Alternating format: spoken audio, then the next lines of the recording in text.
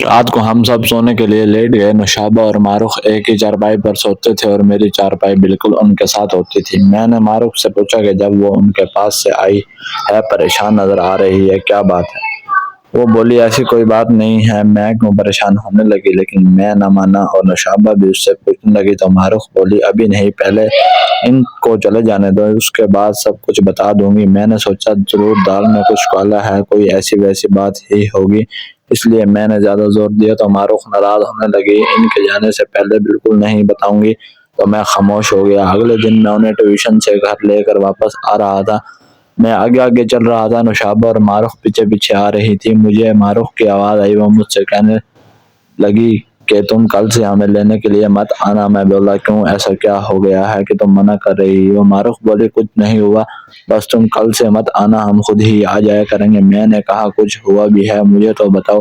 वो बोली, कुछ नहीं हुआ, बस कल से ना आना। इस पर मुझे बहुत गुस्सा आया और मैंने कहा, ठीक है, नहीं आऊंगा। घर जाकर पहले ममानी को यही बात कह देना। ये कहकर मैं तेज तेज कदम उठाता घर की तरफ चला गया। घर पहुंच कर मुझे बहुत उलझन सी हो रही थी, ऐसा क्या हुआ और वो कुछ पता भी नहीं रही थी।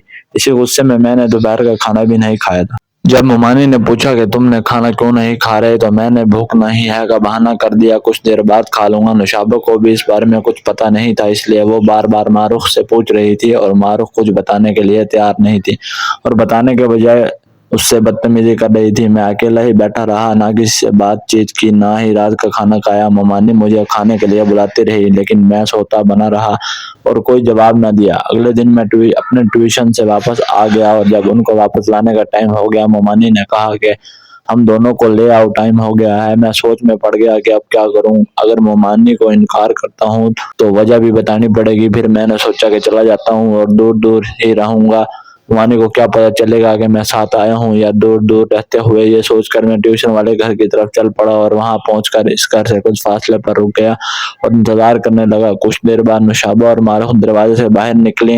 उनकी नजर मुझ पर पड़ी और वो मेरी तरफ चल पड़ी और मैं मुड़कर घर की तरफ चल दिया। नौशाबा मुझे पीछे से आवाजें दे रही थी, लेकिन मैंने उसे इग्नोर किए रखा और घर पहुंच गया। मुझे नौशाबा पर इसलिए गुस्सा आ रहा था कि वो इतना कुछ होने के बाद भी मारूख के साथ चिपकी हुई थी और मैं बिल्कुल अकेला रह गया था। दोपहर का खाना खाने के बाद हम सब आराम करने के लिए लेट गए तो नौशाबा मेरे पास आई और कहने लगी, क्या बात है, मुंह क्यों बनाया हुआ है? और मैंने उसे कहा, तुम तो ऐसे पूछ रही हो जैसे तुम्हें इल्म ही नहीं। तो उस पर नौशाबा ने कहा, हाँ मुझे पता है और ये भी पता है कि मारूख को तुमसे और मुझसे क्या मसाला है। मैं थोड़ा जज्बाती होकर बोला, सच्ची तो तुम्हें कैसे पता चला? मुझे ट्यूशन में खुद मारूख ने बताया है। अच्छा बता भी दो, क्या तकलीफ है, उसको क्यों तंग कर रही है? नौशाबा ने कहा, मैं ये बात तुम्हें नहीं बता सकती, मुझे शर्म आती है। बता दो ना, ऐसी भी क्या बात है, और हम तो दोस्त भी हैं और मुझसे क्या शर्माना। वो काफी देर तक न मानी, बार बार इनकार करती रही, मगर मेरी जिद पर उसे बताना ही पड़ा। नौशाबा ने कहा, मारूख को वो लड़की जो मामू शकील के घर से आई हुई थी, उसने बताया है कि नौशाबा और उमर एक दूसरे से प्यार करते हैं। ये बात बताते हुए नौशाबा का चेहरा शर्म से लाल पीला हो गया था। ये पहला मौका था जब मैंने किसी लड़के को ऐसे शर्माते हुए देखा था। वैसे इस वक्त मैं भी घबरा गया था। मैंने कहा कि ऐसा कैसे हो सकता है, मैंने तो ऐसा कुछ भी नहीं कहा, तो तुम से या किसी और से भी? नौशाबा, मुझे क्या पता। और उसने तो यहाँ तक कह दिया कि मैं और तुम जरूर कुछ हरकतें भी करते होंगे, इसलिए तो हर वक्त एक साथ रहते हैं।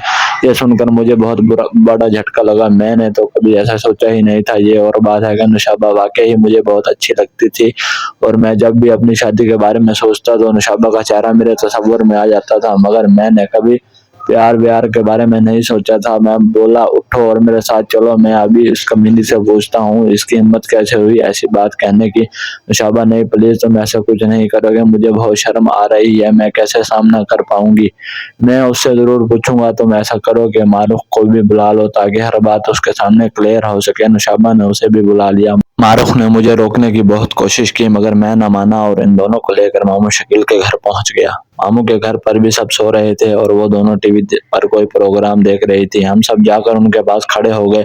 मैं गुस्से में वहां तक तो आ गया था, मगर सच पूछो तो मुझे बहुत शर्म आ रही थी और कोई भी बात करने की हिम्मत नहीं हो रही थी और मैं समझ भी नहीं आ रही थी कि क्या बात करूं। लेकिन फिर भी मैंने हिम्मत करके पूछ लिया, तुमने मारूख को क्या कहा है? मैंने तस्नीम की तरफ देखते हुए पूछा। तस्नीम बोली, क्या कहा है?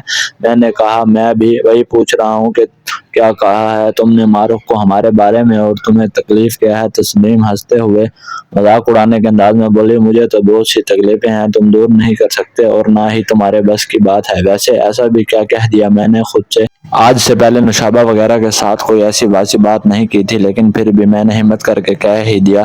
تم نے معروف سے کہا کہ نوشابہ اور عمر ایک دوسرے سے پیار کرتے ہیں اور عجیب و غریب حرکتیں بھی کرتے ہیں؟ تسنیم بولی، ہاں کہا ہے میں نے، اور تم ایسی حرکتیں کرتے بھی ہو مجھے سب پتہ ہے۔ میں نے کہا تم بکواس کرتی ہو، ہم تو ایسا کچھ بھی نہیں کرتے، تم ہی کرتی ہوں گی اسی لیے تو بول رہی ہو۔ تسنیم، ہاں میں تو بہت کچھ کرتی ہوں اپنے بوائے فرینڈ کے ساتھ، تم کیوں جلتے ہو؟ یہ کہہ کر وہ دونوں ہنسنے لگی اور ہم دونوں شرمندہ سا منہ لے کر وہاں سے نکل پڑے، اور میں نے ان سے جان چھڑوانے کے لیے انہیں کہہ دیا کہ آج کے بعد میں تمہاری بکواس نہ سنوں اور ہم ایسا کچھ بھی نہیں کرتے۔